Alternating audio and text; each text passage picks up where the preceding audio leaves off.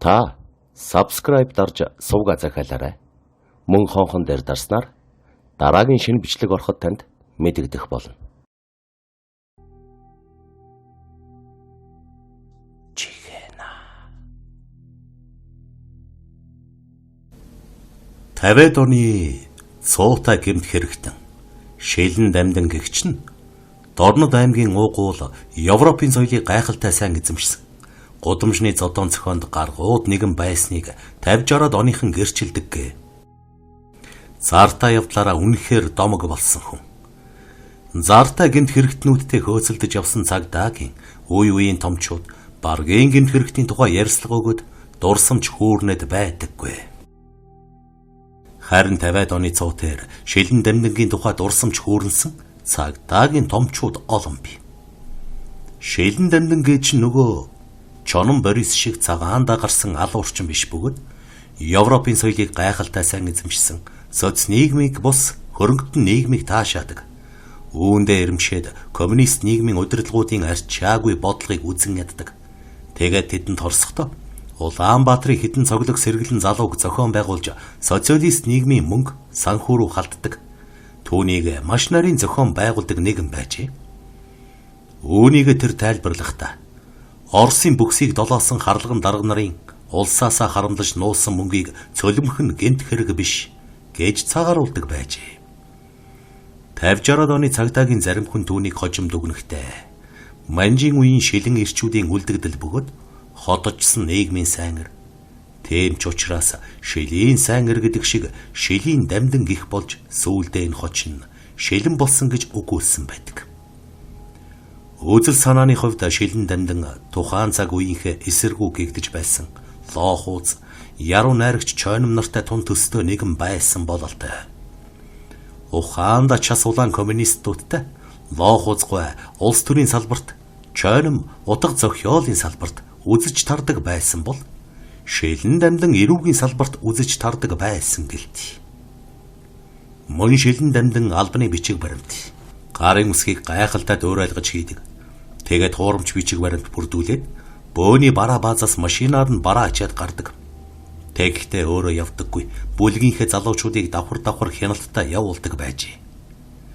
Үүнийг тэгээ зөвлөлтийн мал баазын балдаргыг томлоо гих жишээт. Төвний нэг онцлог чанар гэвэл хийсэн хэрэгээ шулуун шудраг гүлээдэг. Өөр хүн рүү чихдэггүй. Өөртөө хань татаж хамсааднуудаа чирдэггүй. Энэ ч утгаараа шүүх хурал дээр шүүгч нарын өөдөөс агсарч байгаад цаазын ял сонссон гэхээ. Хүний аминд хүрээгүй мөртлөө цаазын ял сонсхийг бодоход шүүгч нарын занаанд орсон бололт. Ингээд шилэн дамдангийн талаар цагдаагийн томчуудын хүүрнэж байсан дурсамжуудаас сэрүүлье. Нэгэн үеийн түүхийн гэрч 40-50-ад оны цагдаагийн ахмадуудын нэг эчин хорлогой 90-ад оны үед шилэн дамдангийн талаар хуучлагта нэг үе шоронд шилэн дамдан гэж сайн хулгайч байсан юм. Өөрөө хулгай хийдэггүй. Одоогийн хэллэгээр бол бүлгийн толгойлогч маягтай. Социалист нийгмийг түүний удирдах буй дарга нарыг бас үзэн ядна. Түүнийг яагаад шилэн дамдан гих хоч авсан талаар хүмүүсийн таавар яриа их байдаг юм а. Гойж хэнцэрлэх дуртай. Цэвэр цэмцгэр залуу байсан учраас шил толтой зүйрлэж бас харшил зүүж гангардаг байсан болохоор шилэн дамдан гих болсон гэж нэг хэсэг нь ярих. Харин нөгөө хэсэг нь шилийн сайнэр гэдэг утгаар шилийн дамдан гэж нэрлэдэг байснаас үлдээ шилэн дамдан болж хувирсан гэж ярина. Майнер наранд бол нөгөө атаман гэдэг нь байсан. Шоронд орохороо өнгө зүс орчдог сайхан эр байлаа. Олон удаагийн хэрэгтэй хулгайч нарыг удирддаг байв. Шилэн дамдан хамт шийтгэгдсэн хүмүүсийнхээ шууны дотор талд нь нэр ус авсан шийтгэл зэргийг нь шивжигдэг байсан юм. Нэг зэрэгтэй түүний хувцсыг аваад ир гэхэд заатах нь аваад л ирдэг байв. Тэр үнэндээ 18 аймгийн бие толсон хулгайч нарт бууж өгч байгаагүй хүндээ гэж үгүүлж билээ.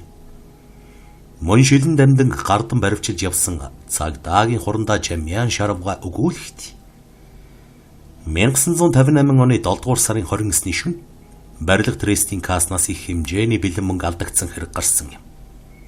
Ингээд уг хэргийг илрүүлэх зорилготой луудын банзаргч даргатай групп байгуулагдсан юм а. Хэргийн үеэр алдагдсан мөнгө бол 20 гаруй мянган төгрөг байв. Тэр үеийн мөнгөний ханшаар бол 3-4 мянган төгрөгөөр байшин барьчихдаг байлаа шүү дээ. Барилга трестийн ерхий нэгтлэн бодох гомбсүр манайх цалин тавиад нэлээд мөнгө үлдлээ. Түүнийг та нар авч чадах уу гэж дамданд мэдгдсэн байгаа юм. Тэгээд л хорлоогийн дамдангийн толгойлсон 14 хүн оролцсон бүлэг хүмүүс уг хэргийг үйлдэлсэн байваа.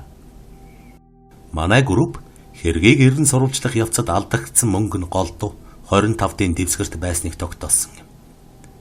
Шуурхай ажлын мэдээгээр зах дээр улаан савхин цамцтай намхавтар бор залуу дандаа 25-ын дэвсгэртээр ийж мотоцикл худалдан авч байсныг бид мэдсэн юм. Тэгээд тэр залууг мөрдөхөр болсон юм.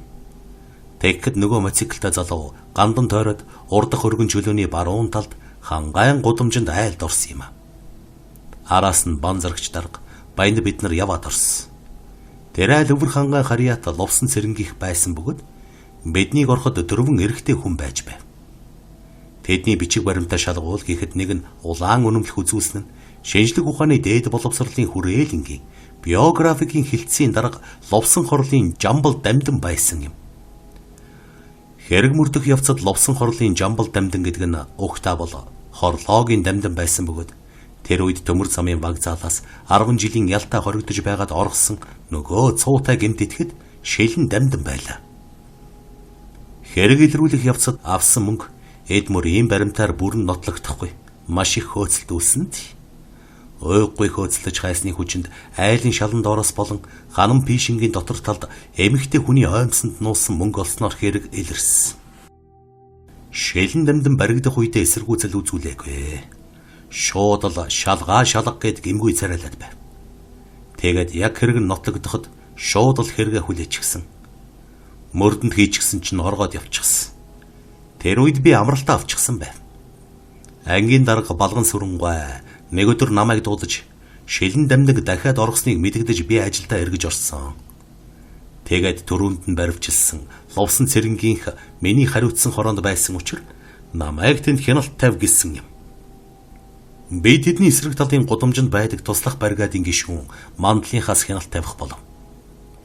Нэг шөнө хяналт тавьж байтал гандангийн зүгээс газ 51 машин ловсон цэрэнгэнд ирдэг юм байна. Тэр үед гандан орчимд байсан утас бүгд ажилгүй болчихсон байваа. Би баригадын гишүүн мандлыг 3 дугуйтаар жижүүрт хэл хургуулахаар явуулж, харин элдэв очрыг ловсон цэрэнгийнх рүү явуулж ямар хүмүүс юу ярьж байгааг тандуулахад шилэн дамдан бэлэгтэй юм. Энэ 10 литр аргийг уучхад явж Орсын хэл давнаа. Авахыг нь би авлаа. Шингээхэ та нар мэдгэж байсан гэдэг. Тэгээд мандал элдэв очир хоёрыг УБ5623 дугаартай машины дэргэд очтол мотоциклийн чимээнээр хашаанаас 3-4 хүн гарч ирж машинд сууцгаас. Тэд кабины гэрлээс агаад шилэн дамдан жолооны ард суусан байсан. Тэр үед миний ар нуруугаар хүйдтэйгаад толгойн ус босох шиг болсон шүү. Нөгөө хүмүүсийн урт гэрэл тусахад элдэв очрыг ширтээд машины зөв талын хажууд байсан намайг анзааралгүй урагш хөдөлсөн юм. Шилэн дамдан сэрсэн малгай өмссөн нь кабины гэрэлд харагдаж байв. Тэгээд би яах вэ? Машин хөдөлж эхлэхээр нь кабины арын шилээр нь хүний дүрсэн доохон тааруулж байгаад буудчихл. Машин эсрэг явж байгаа зогсож хүмүүс нь тал тийшээ зүгтцгаасан. Би сандрахтаа тэтэ бууга автомат дээр нь тавьчихсан байсан болохоор ямар ч байсан 2 сум гарсан байх. Машин зогсох үед би хойноос нь гүйж очиход кабинд нэг ч хүнгүй болсон байв. Тэгэхээр нь цаашаа харанхуй руу явтал шилэн дамдангийн сэрсэн малгай цагаан цов хаягдсан байсныг аваад төв рүү илтгэхээр мандлын 3 дугуйтаар явсан юм. Буудулсан хүн нь шилэн дамдан байв. Тэр хүн доошо тонгоогоод цээжээ дараад буудулсан шархныхаа нүх рүү долоовор хурууга чигчгсэн байсан.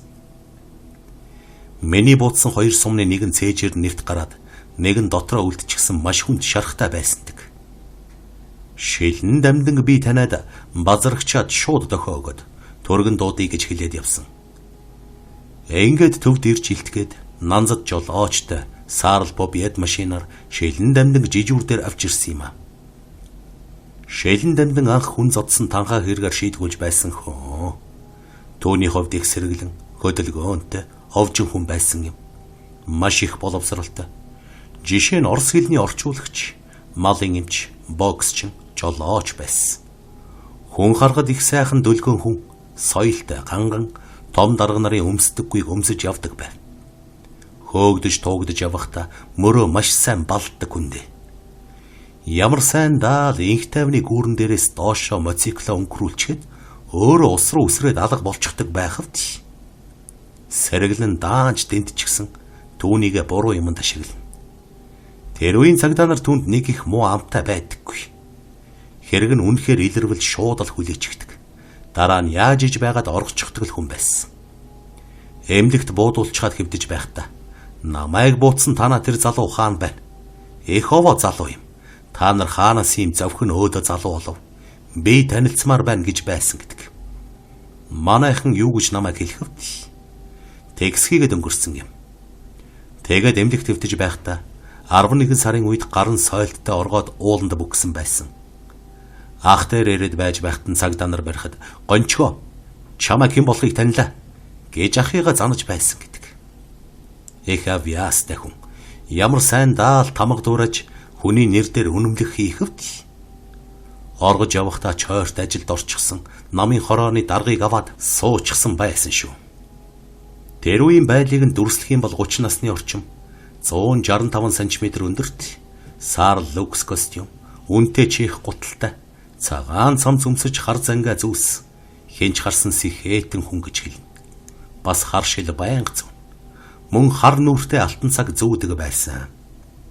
Олон удаа ойр ойрхон оргочихдаг, хэрэгэ зүгээр хүлээчихдэг байсан болохоор нь шилийн сайн эрх гих маягаар шилэн дамдин гэж нэрлсэн гэх. 1959 оны 10 дугаар сард ардын их хурлын тэргүүлэгчдийн зарилгаар дээд хэмжээ буудан алах ял авсан. Тэр үедээ 31 настай байсан болбоод цаг үеч хэцүү хурц байсан да. Шилэн дамдингийн онц ноцтой хэргийг илрүүлэхэд амжилт гаргасныг командлал үнэлж намайг хүндэт чекист тэмдгээр шагнаж бил. Гэж дурсаж байсан удаад. Монголын цагдаад олон жил ажилласан Даваа Самбуугай шилэн дамдин баривчлахад оролцохоос гадна мөрдөн байцааж явсан байна. Тэр барь өгүүлэхтэй. Шилэн дамдин бол гоёж хэнцэрлэх дуртай, өндөр цагаан залуу байсан. Шүүх хуралд хэрэгэ таслуулахаар эрэхтэй хүртэл ёслолын хар костюм өмсөж, зангаа зүгэд, гутлаа гялалтлал зүлгээд, харшил зүгэд орж ирдэг байсан. Хүнтэй хэвлэг, соёлтой харьцдаг. Харин мөрдөн байцаагчид ширүүлэх юм уу? Хийгээгүй хэрэг тулгах гэвэл гүжүүдэлж дууга хураадаг. Өчиг мэдүүлэг өгөхөөс татгалздаг хүн байсан юм аа. Харин өчүүгэн симхийг бол андахгүй оргон шүү дээ. Тэр үеийн Бацаагааны шоронгийн өмхөрсөн шалыг ухаж хан таазыг нүхэлж хүртэл оргодог байв. Тэр болгон сүр бадруулсан эрэл болдог байсан ч дамдин хэн нэгний дээл байдаг байв. Хамгийн сүүлд хулгай буюу шилэн дамдин баривчлах операц нийслэл даяар сүр дөөлянтай болсон. 1958 онд Улаанбаатар хотын барилга трестийн их хэмжээний мөнгө нэг шөнө хулгайлагдчихэ.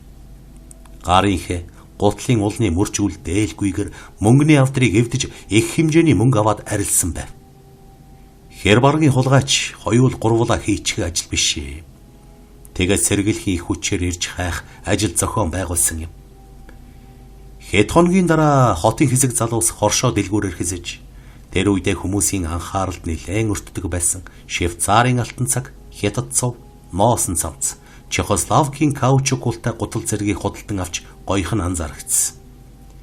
Сэргэлхийн тэдгээр залуучуудыг өдөр шөнөгүй нууцаар даган хаан хинтээ уулзаж учирч байгааг тандах болж олон хоног мөрдсөний эцэст эдгээр залуучуудыг шоронгоос оргосон шилэн дамдин зохион байгуулж удирдах байгааг баримтаар тогтоосон юм. Үүнээс хэд хоногийн дараа шилэн дамдин айлын хашаанд тавьсан хулгай моциклийг авах гэж ирэхдээ сэргээлхийнхний отолтын сэжиг аваад зугтаасан юм. Тэгээд улаан хурангийн чиглэлээс ирж явсан махны машинд гар өргөж суугаад зугтахад цагдаагийнхан хойноос нь машинаар хөөсөн. Тэгтэл дамдин махны машины жолоочийн өвөр дээр 100 төгрөг гаргаж шулуутчихад явут дунд нь үсэрч замын хажуу зогсож байсан москвич машинд орж нуугдж амтсан юм. Сэргээлхийнхэн махны машиныг гүйцэж очин зогсооход жолоочоос өөр хүн байсангүй. Ингэж алдсан удаатай. Сүүлд шилэн дамдин маань баригдсан л т. Энэ баригдсан явдлыг хүмүүс олон янзаар ярьдаг. Засгийн газрын ордны зүүн талд соёл урлагийнхны, багш нарын, шинжлэх ухааны ажилтан, номын сангийнхны гэх мэт олон хашаа байдаг байсан. Шилэн дамдын тэнд улсын номын сангийн нэг танил нөхрийн доо байнга гарч очдог байснаас сэргээлхийнхэн тэнд отож барьж авсан юм. Дамдин оргуулсан, нуун дарагдуулсан гэж номын сангийн ажилтнад ч хариуцлага тооцож оноолоо гэж дурсаж байсан. Цагдаагийн хурандаа улсын начин гомб сүрэнгой хожим Шилэн дамдингийн тухай дурсан бичгтээ. Бэний үе дамдингийн хэргийг мөрдөж байсан сэргийлхийн ажилтнуудын нэг юм аа. Шилэн дамдин жирээний хулгайч байгаагүй. Их шулуун шудраг хуучин нийгмийн удирдлагуудын арчаагүй бодлогыг үзэн яддаг. Үзэл бодлосоо гуйвж дайвдаггүй хүн байсан. Тэрч битгий хэл хамгийн сүүлд баригдчихад шоронд байхдаа улаан коммунист дөрвөд цэдэн бол миний зүрхээр тугаа дахиж сэтгэлээ амраах биз гэж хэлж байсан. Шилэн дамдингийн үйлдсэн хэрэг нь тухайн үеийн эрүүгийн хуулийн зүйл ангиар бол 8-10 жил оногдох ял байсныг зориуд цааз болгуулсан хэмээжээ. Шилэн дамдингийн үед хянагч хийж байгаад хожим цагдаагийн хожууж болсон нэг эрхэм өгүүлэхтэй. Би олон жил хянагч хийсэн. Тэгэхдээ Шилэн дамдин шиг тийм эрих тун ховор үтсэн. Халахын шоронд 50 жилдээ нэг удаа тодрох хүн бол Шилэн дамдин юм а. Тэр Оросын зохиолч Алексей Ургановын Мөрхөөсөн гэдэг зохиолыг их уншдаг байв. Хэнээс ч юунаас ч хулч идэггүй, ямар ч том даргын өдөөс хэлэх үгээ хэлчихдэг. Тэрч байтугай шүүгч нарын өдөөс хүртэл ан ман хэрэлдэн томорч байгаад ялаа хүндрүүлж орхисон хамгийн анхны яллагдагч бол цуутай гэмт хэрэгтэн Шилэн дамдин. Төвний үйлдсэн хэрэг гэвэл өөрөөсөө дүү хэсэг залууг гэмт хэргийн зам руу уруу татаж 2 ч удаа каст тонсон явдал бөгөөд уг хэрэгтэй үсрээд л 10 жилийн ял авах байж. Тэгтэл Шилэн дамдин шүүх хурал дээр шүүгч нарын өөдөөс хэрэлдэж та нар тэгээд чаддгийн бол намайг цаазаар авчихаачтай гих зэрэгээр томорсон юм. Хууль нь хатуу шүүгч нар чанга байсан 50-аад оны коммунист дэглэмийн үед хэн ч ингэж томорч байсангүй. Тиймээс Шилэн дамдинд дормжлуулсан шүүгч нар одоогийнхоор бол гүн шоконд орж хүн алж хүрээ талаагүй. Ердөө л хідэн халдар төгөрөг тонсон жирийн хулгайчид цаазаар авах ял оноочихсон юм. Шилэн дамдин цаазын ял сонсоод тухайн үеийн улаан байшингийн шоронд очиход ойр дотны хүмүүс нь чи ямар хүний аим хөнөөсөн биш дээ. Цаазаар авах ял сонсоод байхдаа яадаг юм. Шүүгч нараас уучлалтгүй. Тэгээд давж заалд гэхэд би бөөлжсөн эргэж долоодог хулгайч биш. Тэр муусан шүүгч нараас би хизээч аим гуйхгүй гэд хөдөлж өгөөгүй юм. Ингээд л мань хүн ноёнтой тэрсэлсэн хүн толгойгүй гихчээр хатуу чанга цаазын элдэнд толгоогоо найр тавиад өгчихсөн хүндээ гэж билээ. Шилэн дамдингийн тухай зөвхөн цагдаагийн томчууд хүүрнэ зогсоохгүй. Цагдаагийн сэтгүүлч, хурандаа Батсүх, сэтгүүлч Жамья, Ган хуйг, ойдов нарын хүмүүс Шилэн дамдингийн тухай эрен сурвалжилж өөрсдийн хөрөг найрууллаа нийтлүүлж байсан юм а. Ташрамд өгүүлэхэд Шилэн дамдин Улаанбаатарын сайхан хүүхнүүдээр өөрийгөө чимж явсан нэгэн байж. Тэрбээр банкны гудамжинд суудаг байсан Бадам ханд хэмээх сайхан хүүхэнтэй нэг хэсэг амьдралаа холбожээ. Энэ Бадам ханд нь ёстой л нөгөө олон эрсийг шаналгасан сэтгэлийн тулалдааны талбар гэгч нь байсан бөгөөд ухаанда Шилэн дамдин 99 эрийн зүрхийг шархлуулан байж түүнийг аваад суучгаж.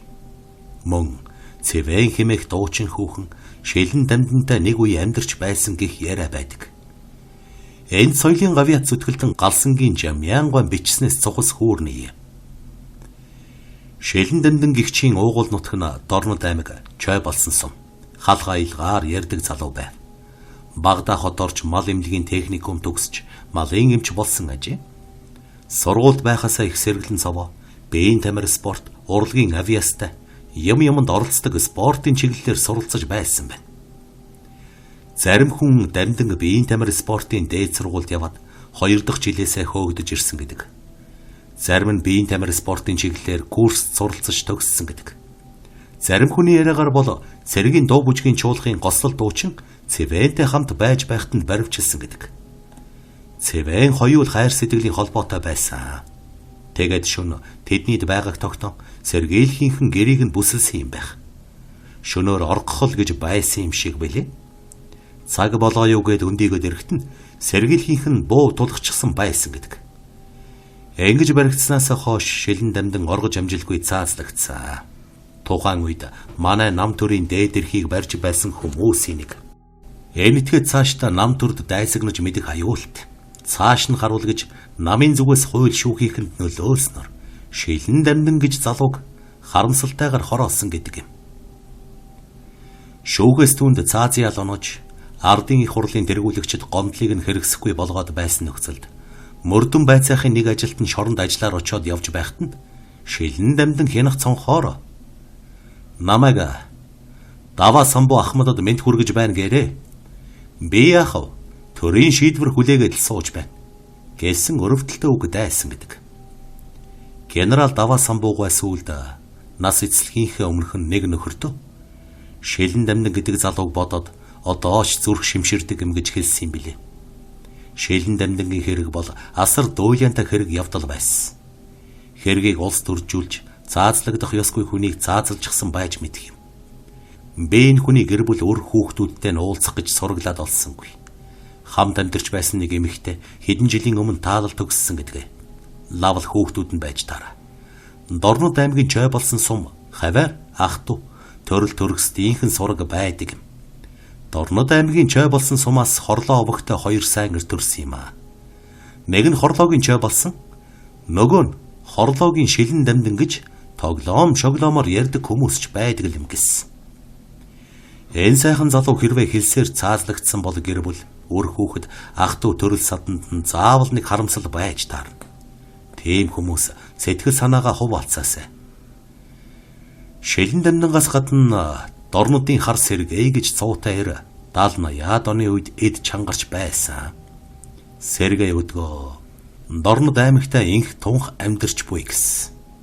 Тэр зөвхөн дорнод аймгаар зогсохгүй Сүх Баатар Дорногов аймагт хүчтэй байж 70-80-аад оны дорнодын атманууд нарандч тэр, шорондч тэр сайн муугаар нэр алдраа дуудуулж явсан байдаг. 1980-аад оны ихэр Дорнод аймгийн чой болсон хотоос дунд зэргийн нуруутай махлагдуу цэрэг ардын армийн тэг 27 дугаар ангид алд хаахаар ирсэн нь тухайн үедээ хэний ч анхаарлыг татсангүй. Салааны захирагч офицер шин цэргүүдийг хүлээн авч дөнгөж жагсаагаад байтал тэдний дунд нэг цэрэг төмөр гандбол оосрлоод нуруундаа үүрсэн байж. Үүнийг хараад салаан захирагч учиргүй гайхаж "Чи солиотой юм уу? Хаашаа юм? Нуруундаа үүрсэн наад юма шалан дээр тавь" гэж хашгиртал мөнөөх цэрэг командыг нь биелүүлсэнгүй. Офицерын уур омог дүрлцэж "Яадаг мó шинкоп бэ?" гэд гүйж очиод алгадах гэдэл мөнөөх цэрэг өөдөөс нь ганцхан зөхиод ухаан алдуулсан гэдгээ. Төвний айрамдах хүчээ авалт ингэж эхэлжээ. Энэ цэрэг бол тухайн үедээ Дорнодын атман гэж алдаршсан хар сэргээ буюу хар цэрэн жавгэгч байв. Түүнтэй зүг алб хааж байсан цэргүүдийн ярьснаар бол хар сэргээний цэргүүдийн өмнө маш хачин зүйлүүдийг үзүүлдэг байж. Жишээ нь сахлын хутга буюу брэйтэг шажигнтал зажлаа залгих, 10-20 зүг 70 булчин руугаа шаах зэрэг 9 жорын авир гаргадаг байжээ. Гэвч түүний биеэс цус огт гардаггүй байсан гэдэг. Офицер нам цохиж унагсан цэргийн тухай яриа ангиар нэгт харж тус ангийн удирдлага салаан захирагчийг нь өөрчлөн томилжээ. Гэвч байдал дээрчсэнгүй. Шин захирагчийн командыг тэрбээр огт биелүүлэхгүй байсаар сүүлдээ бас л нам цохиж унгаад салаагаа өөрөө командалж эхэлвэ. Арга барсан ангийн удирдлага нь түүнийг салаан захирагч болгоод байдлыг ажигласан байгаа юм. Гэтэл хар сэргээ салаан захирагч болсон биш офицеруудыг барьж аваад зодож эхэлсэн байна.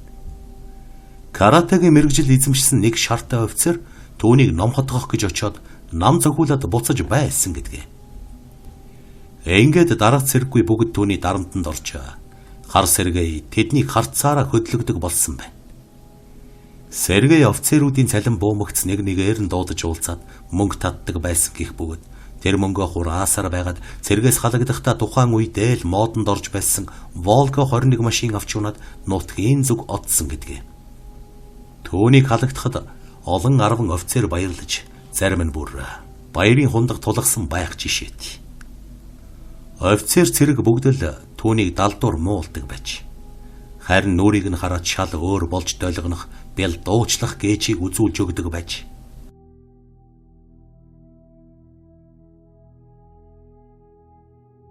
Чихэна. Энд өгүүлэх Дэлдэн Ганбаяр гихч итгээд 14 настайгаас эхлээд шоронгоор гэр хийж явсаар 32 наснда суллагджээ. Тэр шоронгийн шуурга хийхдээ гаргуул нэгэн байсан бөгөөд шоронд байхдаа нэг хүнийг наранд гарсан хойно бас нэг хүнийг модонд даруулж алсан нүгэлтэн юмсан ч. Ингээд түүний сүүлийн уйлдсан хэргийг толилуулъя. Сэлэнг аймгийн цагдаагийн газарт хохирогч Нямхүү модонд даруулан нас барлаа гэсэн дуудлага иржээ. Шуурга хэсэг газар дээр нь очвол талигачд хээсэн эмнэлгийн дүгнэлтээр Нямхүүгийн цуснаас их хэмжээний этилийн спирт илэрсэн байна. Хохирогч тэр өдөр хамт ажиглагстайгаа дарвин нилээд арх уусан бөгөөд хэргийн газарт хийсэн үзлэгээр Нямхүү бусдын санаатай аллахын золиос болсон сэжүүр мэдрэгдээд байж. Хамт ажиллаж байсан гих Балжин нэм даваад орж Ганбаяр нарыг байцаахад хэрэг гардаг өдөр манай гал дээр сугар сүрэн ирж биднэр мод бэлдүүлэхийн тулд 3 шил арх өгсөн. Архитаж байх үед Нямхүү дотор муухаарад байна гэд майхнаас гараад нилээд утсан. Төдөлгүй түүний муухай хашгирах дуу гарахад бид гурав майхнаас гарч очтол Нямхүү модонд дарагдаж өгсөн байсан. Тэр мод ёроолыг нь хөрөөдчихсэн. Нэг түлхэхэд л унахаар сул байсан. Мод хүчтэй салхинд дайвалцаар унахта Нямхүүг дарсан бололтой. Бидний хинэнч Нямхүүд өс хонзон санаж байгаагүй. Гэж нэгэн дуугаар мэдүүлцгээжээ. Мордон байцаагч тэднээс Балжин нэмийг онцолж. Та нарын хооронд ямар нэг хэрүүл маргаан дэгдсэн юм биш үү? Тэрч байтугай Нямхүүтэй хэнийг нь зодтолсон бололтой. Өмсөж явсан хөрөмнийх нь баруун ханцуу ойдлоороо ханзарсан байна. Хөрөмний товчон дээрх хурууныхээ таних байна шүү гэж туулгажээ. Балжин нэм нилээ сандарснаа. Үгүй ээ. Юу л да. Би Нямхүүтэй маргалдаж ноцлцсон минь үнэ. Гэхдээ бид хоёр майхан дотор хэрэлдэж зодтолсон. Даваад орж Ганбаяр хоёр биднийг салгасан. Юунаас болж хэрэлдсэн бэ гэвэл би түүнд хандаж өнгөрсөн сард чи 200 мянган төгрөгийн бид 100 гадхан мянган төгрөгийн хөлс авсан. Чиний матасаар босс бидэнд таагүй хандах болсон. Дахиж хошууга худалдвал хогчин шүү гэхэд талигач. Битгий хуц. Тэгж ярил босс ч миний хамаатан хүн. Би та нарын дундах тагнуул гэсэн үг. Босс та нарыг илүү дутуу мод хүн амтанд өгч мөнгө завшихвэ гэж надад загсан. Та нар муу сайн миний гарын дор байгаа гэдгээ мэдж явсан чин дээр шүү. Гэгт зэргээр занад зүгсэн. Үүнээс болж би түүнтэй барьцалтаж авсан минь үнэ. Төдөлгүй Нямхүү дотор муухаарад байна гэд гараад явсан. Бид гурав майхандаа үлдсэн гэж мэдүүлсэн байна. Ямар тач нэг галын ажилчдын хооронд иймэрхүү зөрчил байж, уг нь тэд ууланд гарч мод бэлтгээд хэдэн сарын нүүр үүдсэн юмсан ч. Энэ зур Балжин нэм даваад орж Ганбаяр нар 5-6 машин мод бусдад нууцаар худалдсныг босс нь мэдээд уг модны мөнгийг хөлснөөс нь суудгаж харин Нямхүүгийн цалинг бүтнээр нь өгч байжээ. Энэ нь тэдний хоорондын зөрчлийг улам хурцдгалсан бололт. Тиймээс урд нь шорон оронд явсан Дэлдэн Ганбаяр Нямхүүг цэвэрхэн үгүй хийх төлөвлөгөө бэлдээд таатай цаг мөчийг хүлээж байсан энэ. Төдөлгүй тэр өдрөнч болж сумын төвөөс тэдний танил сугар сүрэн 3 шил арх авчирсан нь чухмал дайран дээр нь давс нэмчгч. Сугар сүрэн арх авчирсныг мэдсэн Ганбаяр нөгөө хоёртойгоо амжилан уулзч. Заах. Төлөвлөгөөгөө хэрэгжүүлэх таатай үе цаг ирлээ. Нэг модыг ёроолоор нь хөрөөдөд унгахад бэлэн болгоё. Нямхүүг ухаан алттал нь согтоогоод унах модны харалтаа газар хэвтүүлье. Тэгээд модоо түлхэхэд бүх юм цэвэрхэн хормын зур болж өнгөрнө. Үхэхгүй амьд үлдвэл би энэ модоор тарих руу зохиж гүйцэн. Гэд бүдүүн тайртас мод үзүүлжээ. Нямхүүгээс өс хонзон авах бузар сэтгэлийг олон хоног тээж явсан Балжин нэм даваад орж хоёрч уг төлөвлөгөөг дурт аяа хүлээн авсан байна. Ингээд майханд цай ууж суусан Нямхүү дээр цаад гурван тун сайхан ааштай орж ирээд өнөөдөр хэдүүлээ сайхан идэж ууж сэтгэлээ онгоотол ярьж амрая. Үдээс өмнө овоо хідэн машин мод бэлтчихлээ. Өнөөдрийн ажлаа ингээд өндөрлөе. Тэгхүү орлогч боосгүй.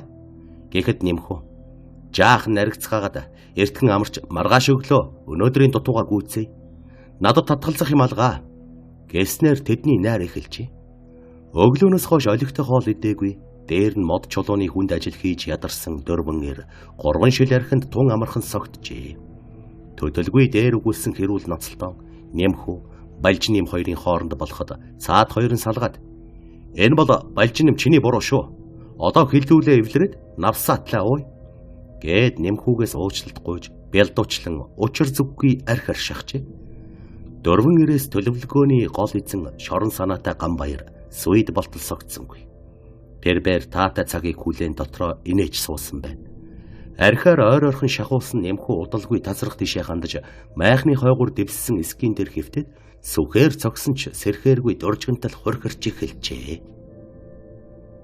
Энэ мөчийг хүлээж байсан цаад гурав нь нэмхүү гөргөж дамжлан майхнаас нь гарч төлөвлөгөөд газар аваачиж хэвтүүлсэн байна. Ингээд хөөрхийн нэмхүү эртнээс хөрөөдөж бэлдсэн бүдүү модонд дарагдаж өгөх нь тэр.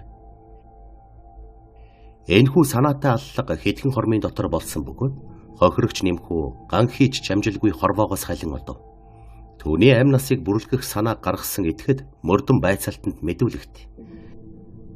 Талигачийг хөнөөх санааг би анх гаргасан үнэ. Учир нь би 1980-ад оны сүүл үед салхитын колонд ял эдэлж байхдаа өс хонзонтой нэг хоригдлыг яг нэмхүүгийн үхлээр өхүүлсэн юм. Энэ хэрэгтэй би 10 жилийн ял авсан. Тэрнээс биш би аль хэдийн шоронгоос суллагдчих ёстой байлаа шүү дээ. Одоо яа гэх вэ?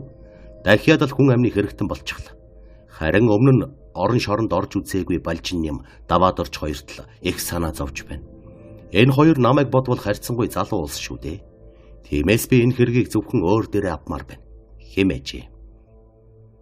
Хараач тэр.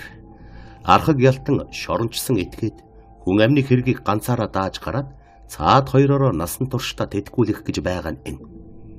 Тэгээд ч бүлэглэж үйлдсэн хэргийн ял улам чангардаг бөгөөд 14 настайгаас эхлээд хууль шорон хоёрыг ясмахандаа тултал мэдэрсэн Ганбаяр үүнийг мэдэлгүй хайчхавд. Гэвч шүүх түүний саналыг гүйцэтгүүлсэнгүй.